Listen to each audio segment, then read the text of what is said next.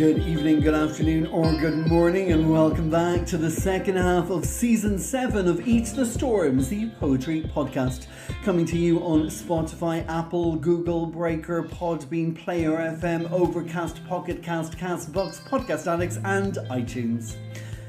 We are back. I've had a break, though I wouldn't call it a holiday, but I certainly would call it amazing, as I spent a week in Armagh in Northern Ireland at the incredible, sensational, mind-blowing, non-stop John Hewitt International Summer School, where I was awarded a full bursary. It was a week of listening, learning, cheering and bonding. An amazing town of architectural, historical and political importance, and the Haymarket Theatre literally seeing stars bursting from its rafters with the likes of Gail McConnell, Michael McKim, Will Harris, Joseph O'Connor, Billy O'Callaghan, Maureen Boyle, Frank McGuinness, Paul Madarin, to name but a few. So many exceptional writers, poets, novelists, short story writers, politicians. There were debates, conversations, writing workshops mixed in between, teas and coffees and pastries and open mics and dashes to lunches and dinners and showers and more open mics and mind-blowing live events like Kathy Carson and her epic Becoming Marvellous. I'm still unpacking it all, but thankfully no alibis. The bookstore from Belfast were there, so I managed to bring home almost every single book that they were selling to keep the memories alive. But now I'm back, and while I'm not only back on track with the podcast, I'm also closer to launching issue 3 of The Storms, because last Sunday my issue 3 sub-editor, the exceptional Nitty Casa, came out here to the cottage in Lusk in County Dublin, and while we worked their way through home-cooked Indian food, Irish soda bread and carrot cake, we also made headway into the final lineup for this new issue, and the emails will be flying out to everyone over the coming 2 weeks. But right now it's Saturday. Of course, that depends on when you've tuned in. This is episode 10. I'm your host, Damien B Donnelly, and we have 5 new voices to share with you from Ireland all the way to Peru. So why don't you settle down into a cosy sofa, close your eyes and let the poet steal you away. This is Eat the Storms, the poetry podcast, and I hope you enjoy the show.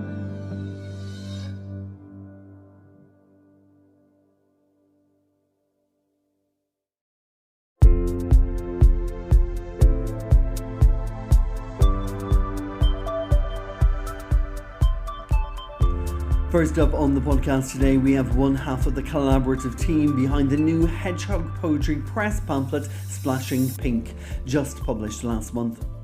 This writer grew up in a tiny fishing village in the north of England and has a degree in English literature from the Newcastle University. 20 years ago, she and her family moved to Cyprus, where she taught English until 2021, and since then she has been focusing on writing and has had over 40 poems published. She is a Best of the Net nominee, and her first chapbook, Birth Motes, was published by Alien Buddha Press last year. This year, she was a winner of the Right Blend Poetry Award. I'm delighted to welcome for the first time to Eat the Storms, Annie Cowell. Hi, I'm Annie Cowell, and I'd firstly like to say thank you to Damien Donnelly for the opportunity to share some of my poems on Eat the Storms.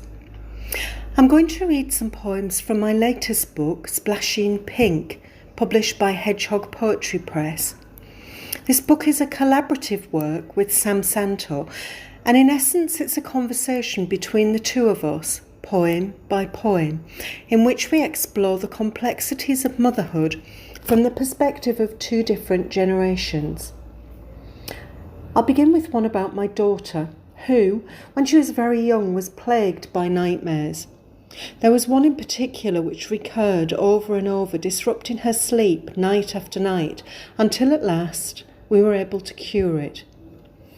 This is the poem about those dreams. It's called The Eagle Nights. An eagle got trapped in my daughter's dreams when she was small. Each night it flew through her closed window, stubbornly stuck in its wonky frame, and beat its wings against the walls of her room.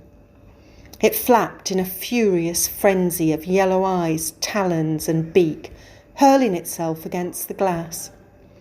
Once, As my daughter struggled to escape in sleep, she ran from her room and tumbled down the stairs. Her cries tugged me to where she lay, like a crumpled tissue of snot and tears, her arms still balled around her head, imagining the bird would come. Safe in my arms, I soothed and smoothed until her sobbing stopped. Back upstairs, I pulled and pulled, fighting layers of paint and gravity, until at last, with a blast of cold night air, the window moved. It opened, yawning into the beetle blackness of the small hours, and together we freed the eagle, watched it fly away. I hail from a family of foragers, and as a child I spent hours gathering mushrooms with my dad, collecting windfalls and raiding blackberry bushes. What we found we'd take home to Mum, who took everything we offered and transformed them into something wonderful to eat. This poem, Brambling, is a nostalgic nod to those times, about the memories our mothers make through the everyday things they do for us. Brambling. Bramble bushes tangle along the railway line near our house like clumps of unbrushed hair. All summer, insects tend to flowery garlands until come September, a jewelled coronet lures us to the dense barbs. After school, we scoot the track, scale the fence onto the narrow path beside the line. Clattering with buckets, we scour amongst bullets of green and red, hunting for ripe black garnets. We loot from the outside in, plundering berries the birds have missed, cramming our mouths with greedy fistfuls. Dark drupelets are defenceless behind leaves, an army of spikes useless against foraging fingers. We delve deep into musty hearts, brushing aside cobwebs and fat moths, wings too gluey with seeds and juice to flutter far. Time runs away in the lengthening shadows, until at last we notice the first pinch of an autumn dusk and stagger home scratched and bloodied with purple. Our childhoods were in those bramble buckets. Mum cooked it into pies and crumbles, jammed and jarred it into memories we could preserve forever.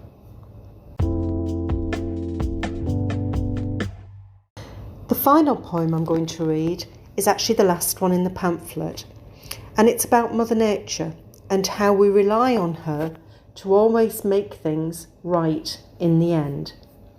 This one is called When the Sun Fell Out of the Sky. A dock leaf eases a sting, just as mint leaves soothe a tummy ache. My mother taught me this, just as hers taught her before. My children know it will rain when the cows in the field lie down. They can smell the rain approaching. I taught them that. When the sun fell out of the sky, a rainbow appeared to staunch the blue from bleeding. A shaft of sunlight sent by Gaia was a gift of healing, splashing the world with pink. I hope you've enjoyed listening. Splashing Pink is available through the wonderful Hedgehog Poetry Press, or directly from myself or Sam, if you'd like to read more.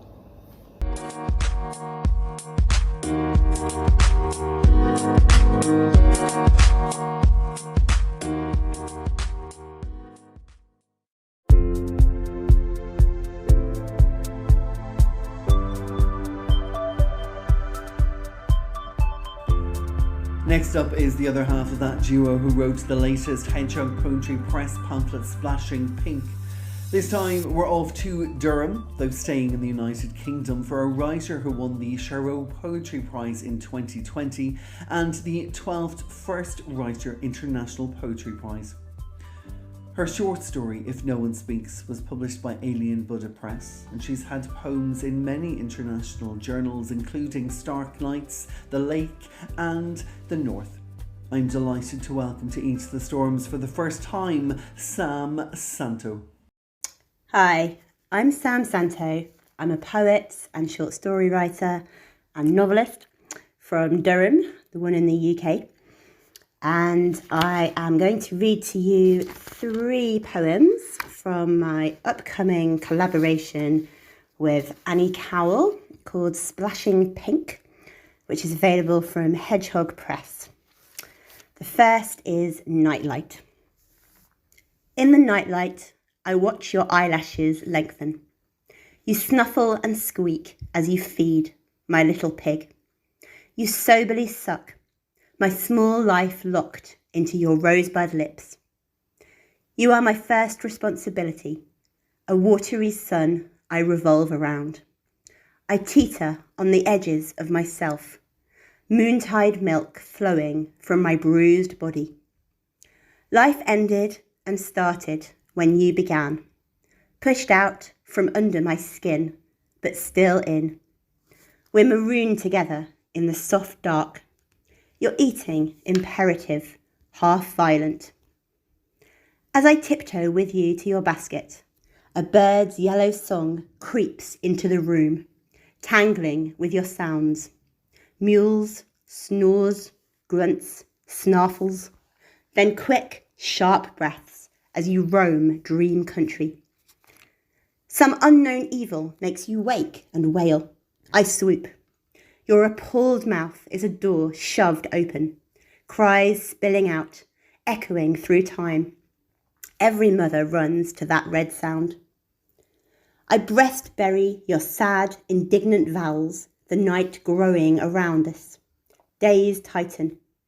We are in limbo, suspended between lives, waiting for the people we will be. I still expect you to vanish at night, my refugee, so new to this country. The fact of you is thin and silvery, but you're more important to me than me. The next one is called Looking Back. When my son was in year 2, I moved him from almost everything he knew to a city which had been a holiday, a school neither of us had been to before we climbed the steep hill that April Monday. I pointed out a board, posters advertising holiday clubs, a bake sale, an Easter bunny hunt. That's the past, he said, face fresh page blank and white. We stood, an island of silence in the playground, hands interlocked like the Duplo blocks we used to play with on days at home that I thought would never end. Filled to the margins with worry, I held his clammy hand, his other wobbling the tooth that hung by a thread. Children moving around us, fighting, screeching, laughing. Finally, a woman with a lanyard marched from a red brick building. On hearing my son was new, her face flowered open and she crouched to speak to him, ushering him away as my heart disappeared in quicksand.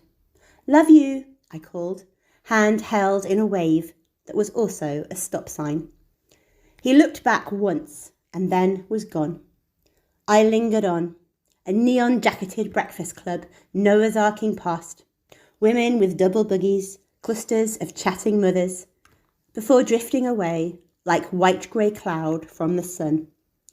3 years on, my son will only hold my hand to cross a road and never looks back when he goes into school. I do. And the last is A Trail of Two Cities, which, as well as being published in Splashing Pink, was also published in The North last year. A Trail of Two Cities. Trailing between two cities, not here, nor there, not alone, nor unalone. Everything the same, everything changed. No tongue, spent, fleeting feelings, a palimpsest of present over past. We pass.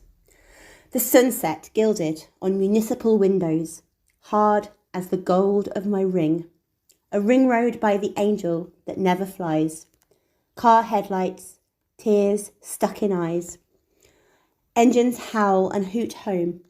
Our driver pauses, then starts, like an almost dead heart. That's the pub where we talked about leaving, when the kids on this bus were in prams, but only I went, and on and on. The town between the cities, salons a bleary glitter, a stammering of stores that will last as long as love. Look up and above, you said. That's where the beauty is. All the time you knew. The patchwork elephant outside the Indian restaurant, fields stretch out their hands that we would never last. Twilight wordlessly edging in, a street lamp showing an old man in neon, smoking at a stand. I stand. Thank the driver. Clamber down. Back. Not where I came from. The place that is home again. For the first time. My son waits.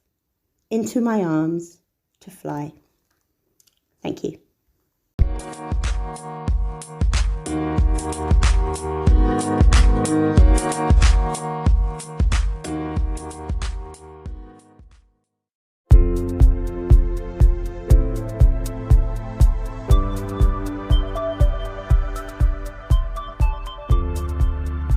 My next guest is not only a fantastic returning stormer, but is also the author of our collection of the week called Cactus Land, which has just been released by her own publishing company, Atomic Bohemian.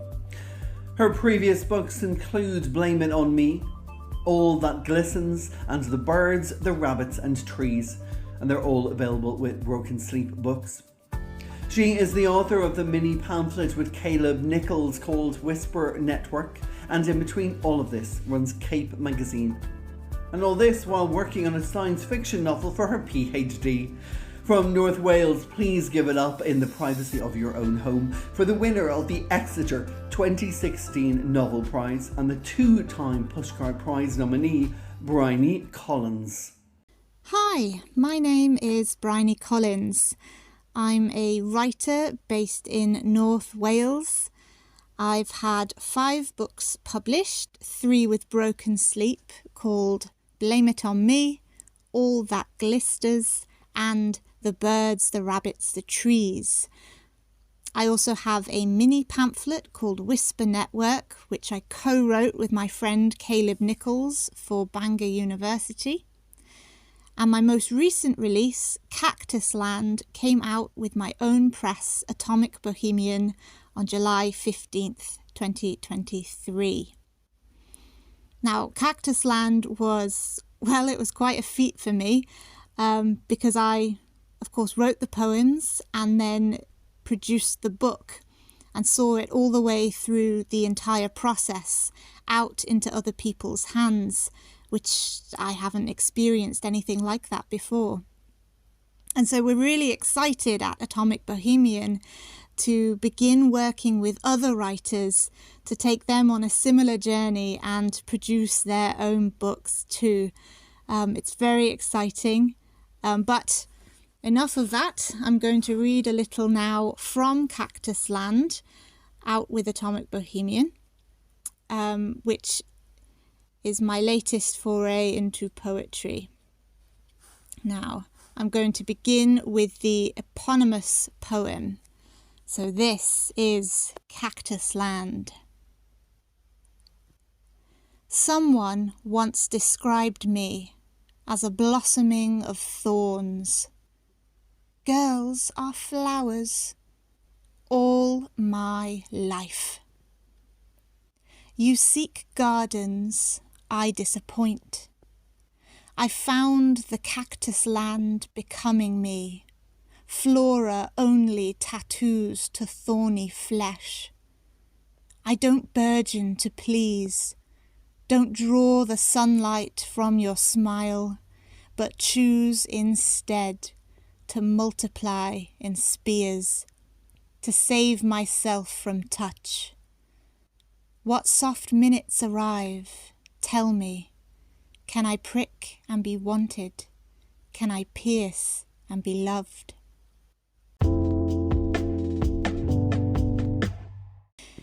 As a sort of, I don't know if it's a fun fact, but as a fun fact, the person who described me as a blossoming of thorns is actually my business partner at Atomic Bohemian, Aaron Farrell. So there we go. The next piece I'm going to read is a prose poem called Animal. Now, these poems in Cactus Land came out of what I can only describe as a COVID romance, and involved a lot of conversation with a specific person. And I think this poem really captures that conversational element at play in this book. So, this is Animal. Some people cherish their pain, he says, and I'm glad he's not here to watch the tears slip out. That these are only unexpected texts pinging in the night.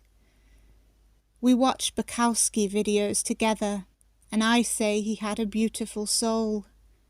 No, he says, he had an animal soul, dirty and wild. But aren't all the worthwhile things in the world that way? Do you have an animal soul? He asks, and I think about lying, think about saying I don't, that I never turn my head up to the sky as it rains, imagine my face melting away, standing outside cemetery gates and smiling about home, how those gates will open for me one day, and I will tread the black earth, set my flesh like a fossil in the ground, all ammonite fists and no eyes, how I will drip down through sediment to disappear forever, how the gates will close after me and no others will part. Do you have an animal soul? He asks, and I say we all do, but only some are brave enough to admit it.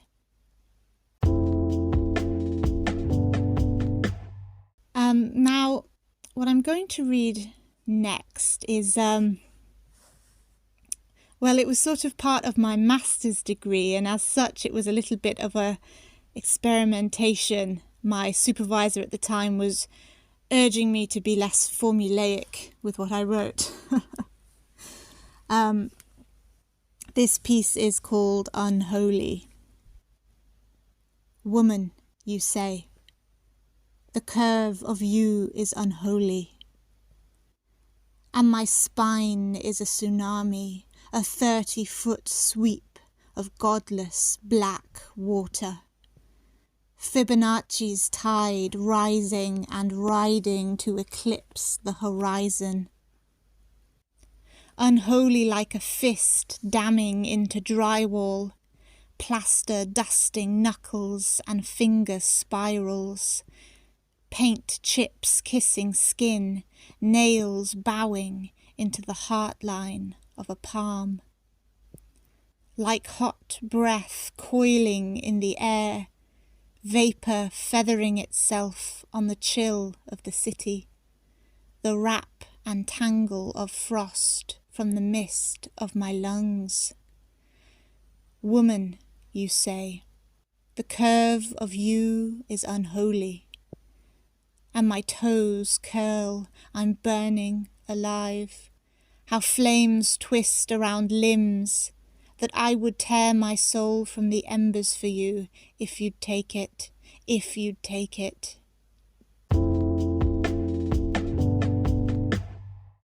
I believe I have time for just one more piece, and I think I'm going to land on Holocene, named for his favourite song.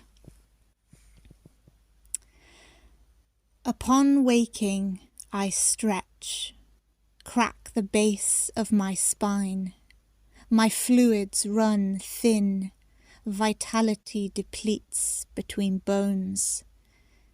He sleeps with his nose squashed into a pillow.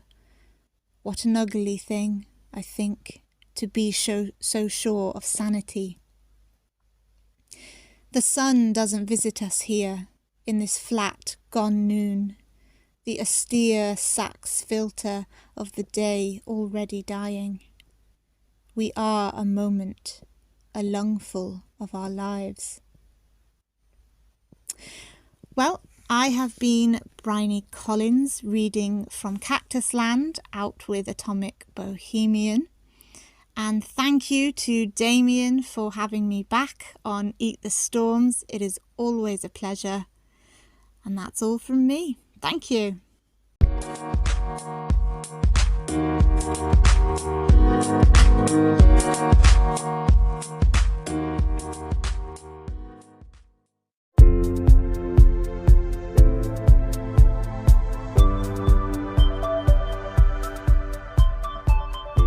Next up, we have another returning guest stormer to the podcast, and you know how much I love it when a poet wants to return and read again here at Eat the Storms. This poet lived for 34 years in Madrid, but is now back in Newcastle in the United Kingdom. He started writing poems in 2013, and since then he's published over 120 poems in a wide range of international journals. I'm delighted to hand you over once again to the excellent poetic stylings of Glenn Hubbard. The Barbers of Treblinka is a poem about a man called Abraham Bomba, a Polish Jew who was a barber and was taken to Treblinka extermination camp, where he was made a member of a Sonderkommando, which was a group of prisoners who were given literally a stay of execution because they offered certain skills which the SS valued. In this case, he could cut hair which the Nazis then used as a component in delay action bombs. There's one German word in it called Der Himmelweg, that means the way to heaven, and it was the name given by the SS at Treblinka to the fenced off path that led from the undressing barracks to the gas chambers. The first and third stanzas are set in Abraham's barber shop in Israel after the war, where he's being filmed by Claude Lanzmann, who made the documentary Shoah. The second and final stanzas are set in Treblinka itself. The Barbers of Treblinka. Abraham Bomba is in his barber's shop. A split mirror. The snip, snip of his scissors. He is taking care, making endless little touches to a customer's hair, as if he's clipping the air. Claude Lanzmann is asking questions. Those waiting sit and listen. New arrivals stand and stare. They look confused, as if they should not be there. Inside the chamber in Treblinka, Abe and 15 barbers waited for the naked women and children to ascend Der Himmelweg. No mirrors, just combs and scissors. Hair for delay action bombs. A time limit of 2 minutes per woman. No scalping, as if sprucing. But most knew, saw through the ruse. Neighbours and friends joined the queue. What could you tell them? Now the wife and sister of one of the 16. Abe makes a sharp gesture in the air, as if to dismiss a thought becoming solid there. He snips, cannot speak, tongue rolling around in his mouth, apparently swollen. To prevent the speaking of the unspeakable, he pauses, looks away as if something were unfolding on a screen behind the eyes that he will dry on his blue barber's towel. He needs the filming to stop, but Lanzmann pleads. They agreed. The story must be told. Abe waits in a semi-hush. Snips, stops, stares, tells them to continue. The barber is under the gaze of the guards. If he answers their questions about their future, he will die. They are already dead. He steals a minute for hugs and kisses, raises his scissors.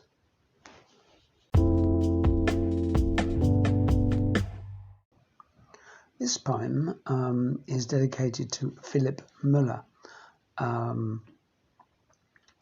He was also a member of a Sonderkommando and miraculously survived the experience in Auschwitz. The poem is about the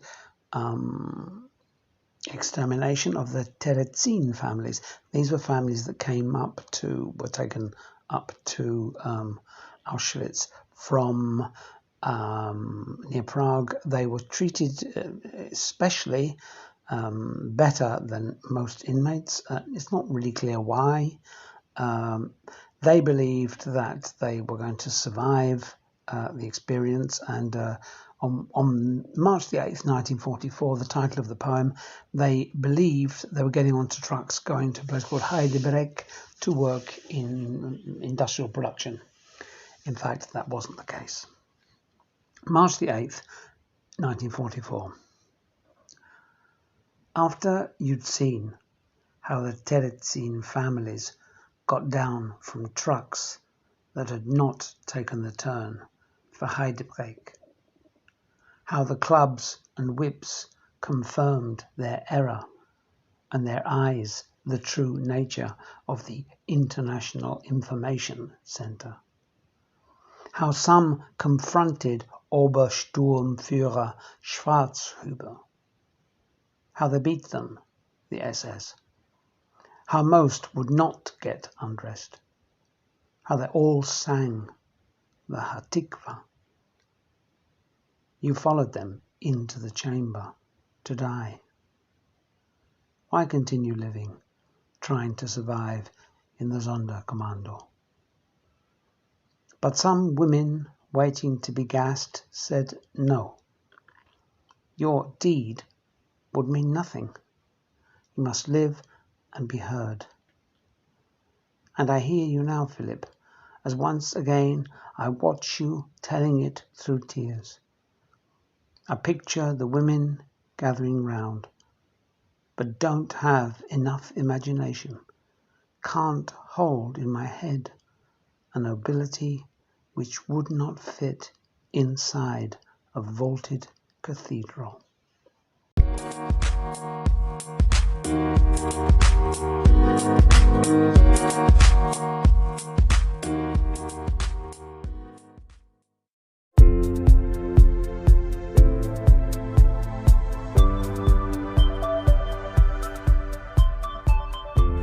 My final guest today on Each the Storms is a multidisciplinary artist and a bilingual poet, originally from Peru but living in Ireland, whose books include Nothing Belongs to Everyone and Rain, Love, Death Poets.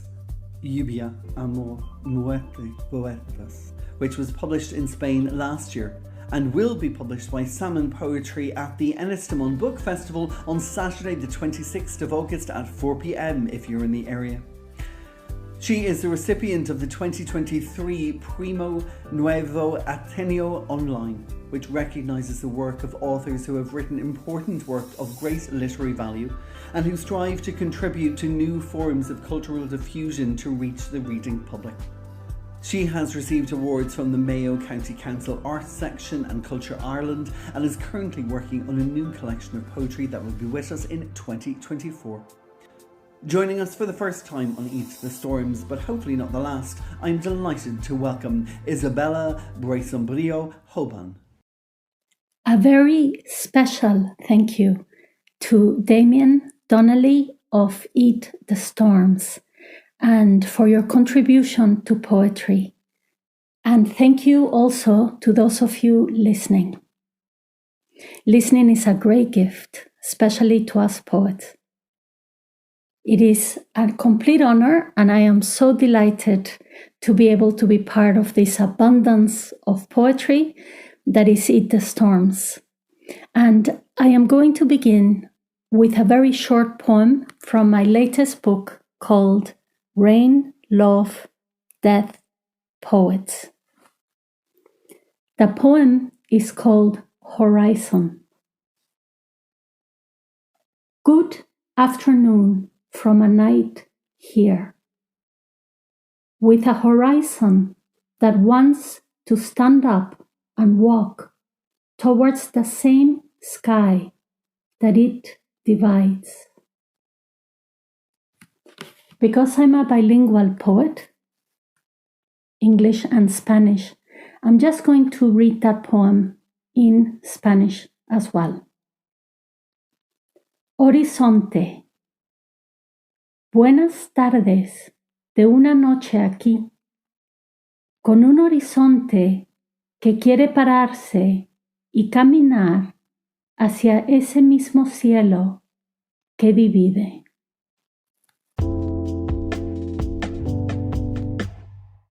I am going to continue now with a poem called The Oak Tree.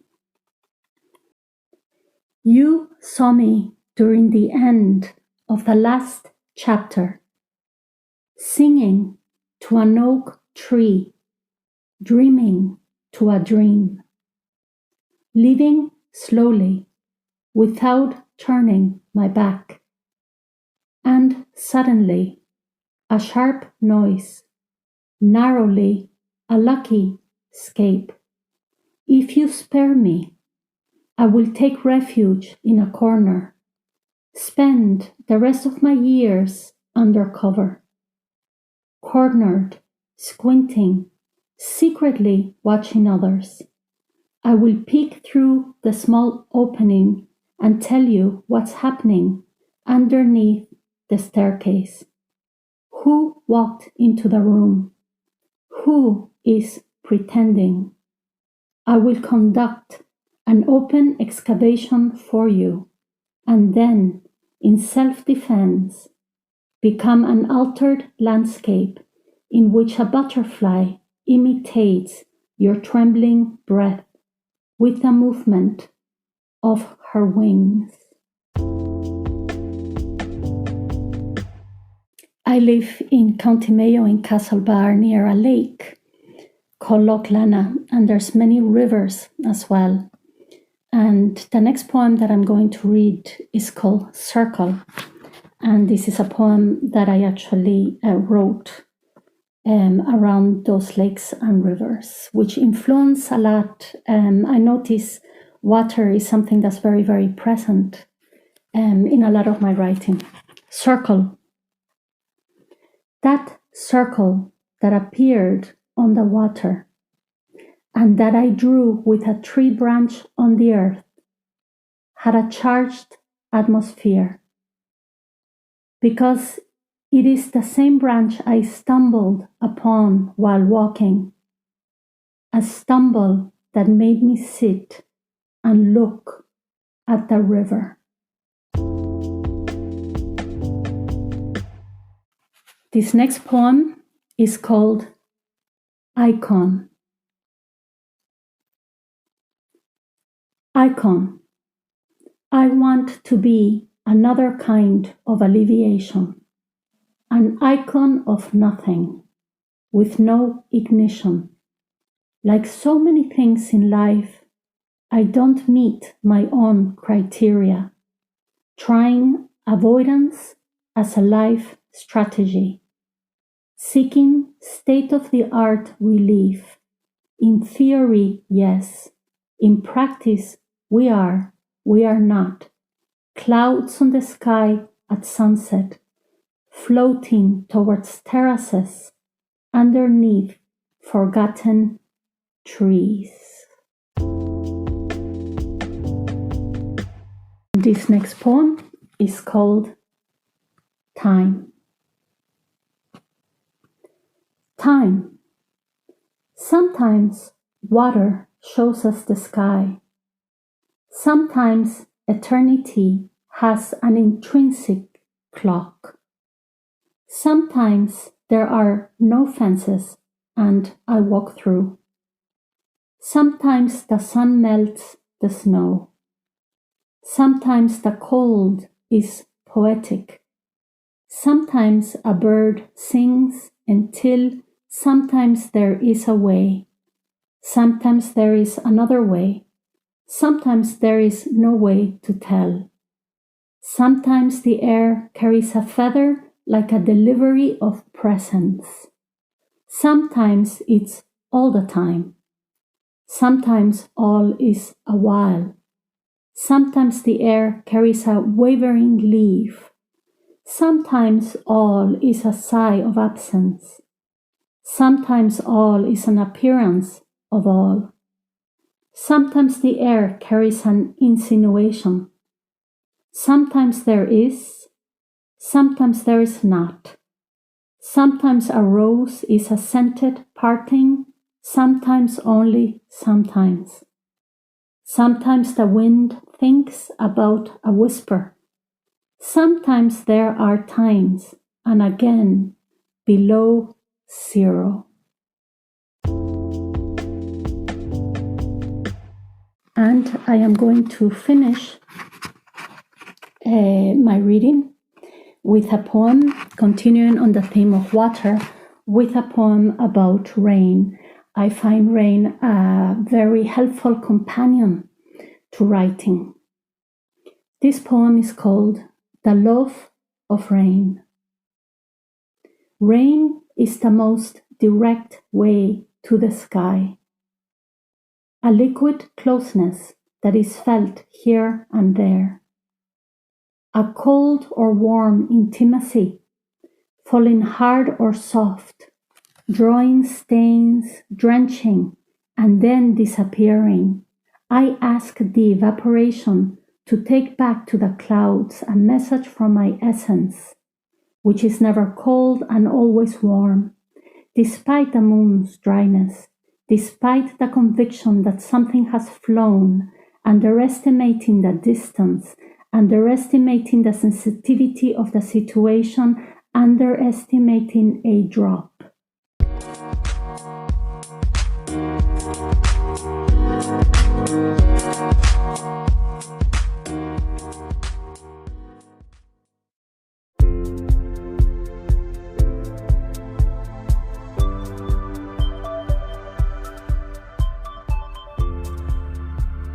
Now, that was it for all my guests on today's show, so as usual it leaves you a little bit of time to share some of my own poetry with you. And as it's the month of August and we are, or at least I am, counting down to my birthday, I am also counting down to the birthday of my first full poetry collection, Enough, which was published by the Hedgehog Poetry Press on the 29th of August last year. So I'm going to leave you with a few poems from that collection. And once again, thank you so much to Mark Davidson, head of Hedgehog Poetry Press, for looking after all his hoglets down on the Hedgehog Poetry Press's farm.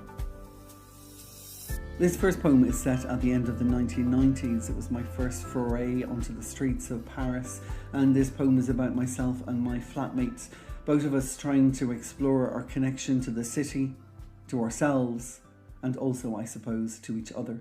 This is called Kids on the Cobbles. You wore a fur coat, a found object from the 70s the 90s had yet to distinguish as disgusting. Funny, you, vegetarian before we knew how to swallow a full vegan and virginal too. Tumbling from tight tops and velveteen bottoms that left pals panting, while you fingered white keys in beatnik basements that hardly held us, and then toppled later across the cobbles while deciphering all the curious questions of who you were, who I thought I was, and who we'd never be to each other. I wonder, from this far side of that ocean that holds no trace of any way back in its makeup, if our whispers are still there, right bank, behind the gay bars that thrilled us on Saturdays and those Jewish bakeries that filled us on Sunday mornings after waking up alone. There are many things I wanted to say and didn't, and other things that I never got to take back. But we were just kids, too young to see how we lived in a city where every little thing that happened was already set in stone.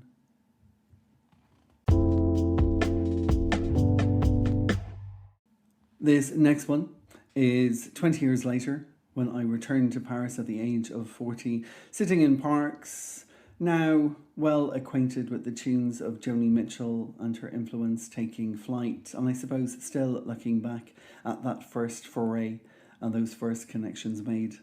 This is called Boy So Blue. In a park in Paris, France, kids outgrow the trees they're climbing and the birds busy their feathers in flights of unassuming freedom. In between the battle and bustle, I fall up through stilled thoughts as someone tickles strings on chords too distant to be defined. Hunting for the key to harmony, probably, and guarding their guitar from the bright lights of the starless sky as if they know already how celebrity will one day come down and cripple all their creativity. A blackbird comes to call, looking for crumbs cast off, rummaging for a refuge like we all do, desperate for a distraction from the circling sun and shining skins blistering under the bland and all its blunder. Sitting in a park in Paris, France, torn in a trance from 22 to 42, recalling how I first found favour in exploring you. 2 rooms, no light, we became the masters of the maré. 2 simple singletons, ceaselessly sinking innocence into the marshes, cavorting over its cobbles, courting kisses of single sparks, climbing our way up and over the losses we taught at the time to be insurmountable disasters. But they were just dances, like the tiny birds and climbing kids. Prances we perform up and under, over and through. We are all birds flirting with honesty and invisibility under a sweltering sun, sometimes recalled, sometimes forgotten before begun. Sitting here in a park in Paris, France, trying to understand the melodies and to comprehend the chords forged in the flesh of the boy so blue.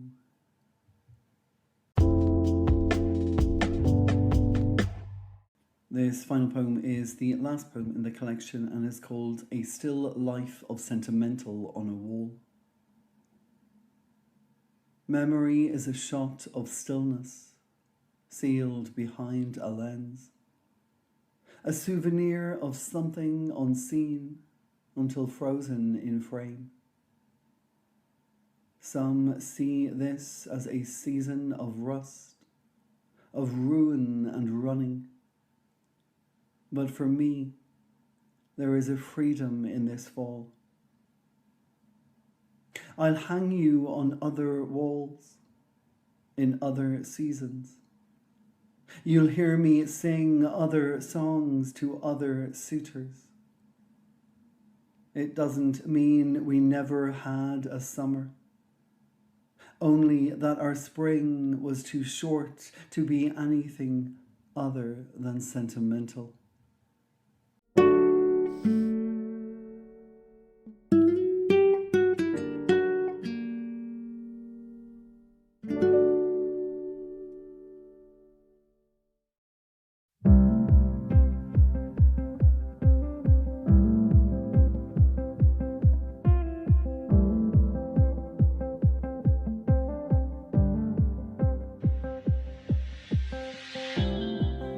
Well, I hope you've had a good evening, good afternoon, or possibly even a good morning with us here at Eat the Storms, a poetry podcast, as we've now reached the end of episode 10. My name is Damien B Donnelly. I've been your host and producer, and I'd like to say a huge thank you to all of our listeners for tuning in and sticking with us over the course of these 7 seasons. And of course, it would not be possible without our glorious guests. And we've had over 575 international guests on the podcast. And today, adding to that number, have been author of the Collection of the Week, Briony Collins, Szanto and Annie Cowell, Glenn Hubbard, and from Peru, though living here in Ireland, Isabela Basombrío, Hoban.